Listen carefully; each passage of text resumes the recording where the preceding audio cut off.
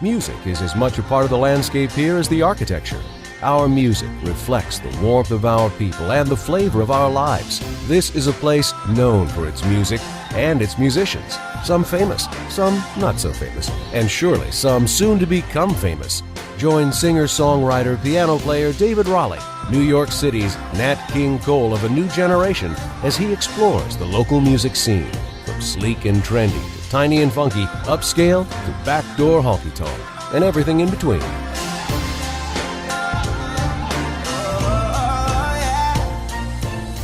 We're speaking with acclaimed actor Bryan Batt, a New Orleans local, and very excited to talk about, I think we're going to talk about theater for a minute. Bryan, tell us about theater here in New Orleans, and I know that you have a big interest in Le Petit Theater. Le Petit Theater, yes. So Le Petit Théâtre de Vieux Carré. It's right there on the corner of Charters and St. Peter.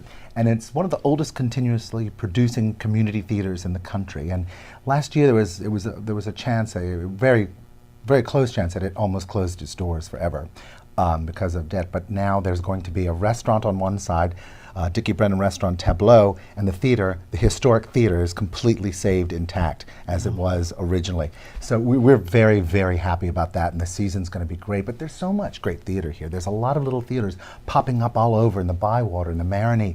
So people need to check their local listings, and if something appeals, check it out. There's the arts, are crazy good here. I mean, the museum, the opera is great at the Mahalia Jackson Theater, which also has a Broadway series of tours coming in, and so there's usually some great theater there, of course. And then there's the Sanger Theater, another touring house, is under renovation. It flooded during Katrina, but it's on its way back.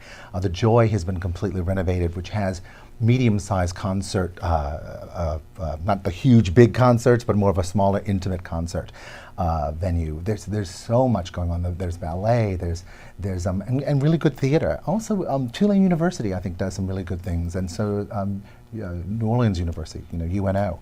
But there's a great theater scene. I just fell in love with it here. It was kind of magical going down to the French Quarter and seeing shows on the Le Petit stage, and then getting to be on the stage, and now encouraging other people to do the same. So I know there's a lot of Hollywood buzz in New Orleans. There's some couple that lives down the street that everyone knows about. Brad and Angelica? No, Angelica Houston? Yes.